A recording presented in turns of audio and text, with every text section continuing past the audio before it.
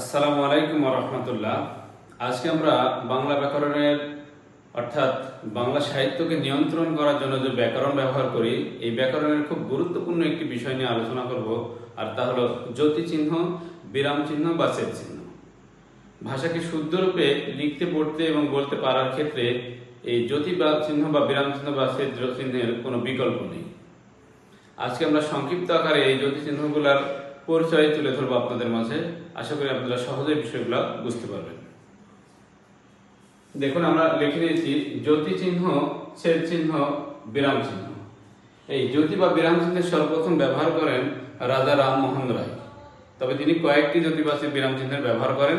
পরবর্তীতে ঈশ্বরচন্দ্র বিদ্যাসাগর পূর্ণাঙ্গ যতি চিহ্নের ব্যবহার করেন বাংলা সাহিত্যে। এই চিহ্নগুলো জানার মাধ্যমে আমরা বাক্যকে খুব সুন্দরভাবে শ্রোতার সামনে অর্থাৎ পাঠকের সামনে আমরা উপস্থাপন করতে পারবো স্পষ্টভাবে।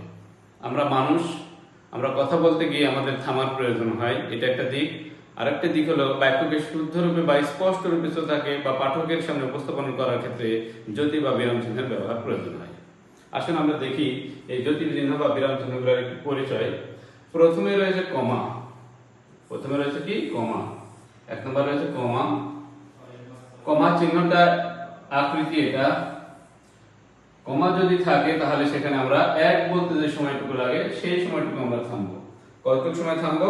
এক বলতে যতটুকু সময় লাগে, অর্থাৎ এই যে এক, আবারও দেখাচ্ছি এক, এক বলতে যে সময় লাগে সেখানে ততটুকু সময় আমরা থামবো। বিশেষ করে বাক্যে সামান্য বিরতির ক্ষেত্রে কমা ব্যবহার হয়। দুই নম্বর রয়েছে উদ্ধরণ চিহ্ন।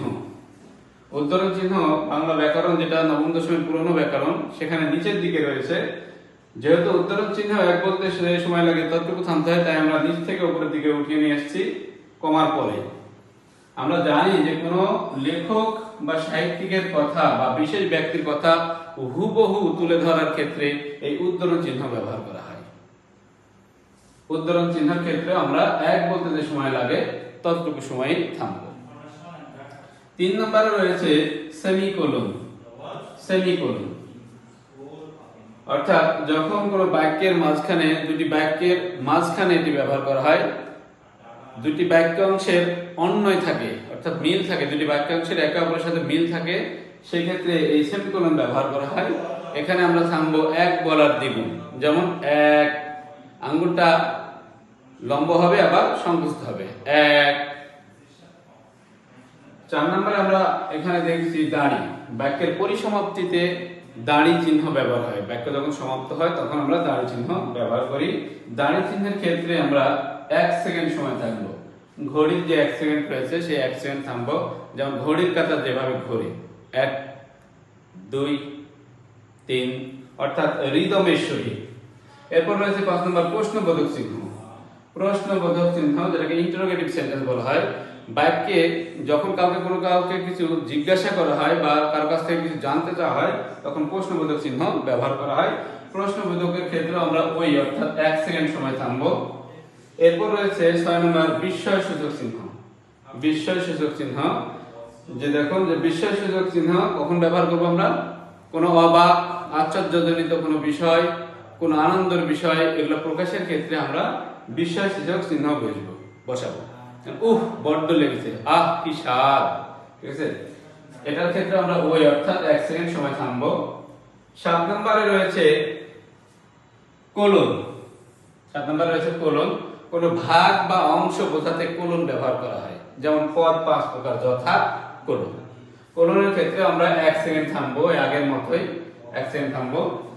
ড্যাশ রয়েছে এখানে। ড্যাশের ক্ষেত্রে আমরা এক সেকেন্ড থামবো। ড্যাশের ক্ষেত্রে আমরা এক সেকেন্ড থাকবো। বাক্যের মাঝে ড্যাশটা ব্যবহার করা হয়। হাইফেন কিন্তু ছোট আর কোলন কিন্তু একটু বড়। এরপর রয়েছে কোলন ড্যাশ। কোলন ড্যাশ এটা ভাগ বা অংশ বোঝাতেও এটা ব্যবহার করা হয়। যেমন পদ 5 প্রকার, যথা, এখানে কোলনও ব্যবহার করা, আবার কোলন ড্যাশও ব্যবহার করা হয়। ওই অর্থাৎ এক সেকেন্ড আমরা থামবো এগুলোতেও। 10 নম্বরে রয়েছে হাইফেন। হাইফেন চিহ্নটা আমরা একটু দিয়ে নেবো। হাইফেন চিহ্নটা এই যে এখানে দেওয়া রয়েছে হাইফেন, ঠিক আছে। হাইফেনের ক্ষেত্রে থামার প্রয়োজন নেই। হাইফেনের ক্ষেত্রে থামার প্রয়োজন নেই, অর্থাৎ বাক্যের মাঝে অর্থাৎ শব্দের মাঝে, বাক্যের মধ্যে যে শব্দগুলো আমরা ব্যবহার করি, পাশাপাশি দুটো এমন শব্দ যেটাতে হাইফেন না দিলে ভুল হওয়ার সম্ভাবনা আছে, সেখানে আমরা হাইফেন দিই ভুল থেকে বাঁচার জন্য। যেমন মা ও বাবা, মা বাবা। দ্বন্দ্ব সমাসের প্রত্যেক সমস্ত পদে এই হাইফেনের ব্যবহার রয়েছে। এরপর রয়েছে ইলেক চিহ্ন বা লোপ চিহ্ন। ইলেক চিহ্ন বা লোপ চিহ্ন, আমরা শব্দের মাঝ থেকে যখন কোনো বর্ণকে বাদ দেই তখন আমরা এই ইলেক বা লোপ চিহ্ন বসাই। যেমন রয়েছে হইল, সেখানে আমরা রস্বই বাদ দিয়ে হলো লিখতে গিয়ে মাঝখানের উপরে মাত্রাতে এই ইলেক চিহ্ন বা লোপ চিহ্ন ব্যবহার করে থাকি। 12 নম্বর রয়েছে ব্র্যাকেট বা বন্ধনী। ব্র্যাকেট বা বন্ধনী বিশেষ করে একটি শব্দের এগেনস্টে বা একটি শব্দের সমার্থকে যখন কোনো শব্দ ব্যবহার করা হয় তখন প্রথম বন্ধনী ব্যবহার করা হয়। বাংলাতে এই বন্ধনী ব্যবহার রয়েছে। যেমন চট্টগ্রামের পূর্ব নাম ইসলামাবাদ, চট্টগ্রামের পাশেই ইসলামাবাদ ব্র্যাকেটে লেখা থাকবে, তাহলে আমাদের বুঝতে সুবিধা হবে যে চট্টগ্রামের পূর্ব নাম ছিল ইসলামাবাদ। এরপরে সেকেন্ড ব্র্যাকেট এবং থার্ড ব্র্যাকেট এগুলো মূলত গণিতের ক্ষেত্রে ব্যবহার হয়। আশা করি আপনারা এই জ্যোতি বা বিরাম চিহ্নের বিষয়গুলো অবগত হতে পেরেছেন। ইনশাআল্লাহ সামনের ক্লাসে এগুলোর বিস্তারিত আলোচনা করা হবে। বিশেষ করে কমার অনেকগুলো ব্যবহার রয়েছে, কোথায় কমা বসে, কোন কোন জায়গাতে, এই বিষয়গুলো আমরা আপনাদের মাঝে তুলে ধরবো ইনশাআল্লাহ।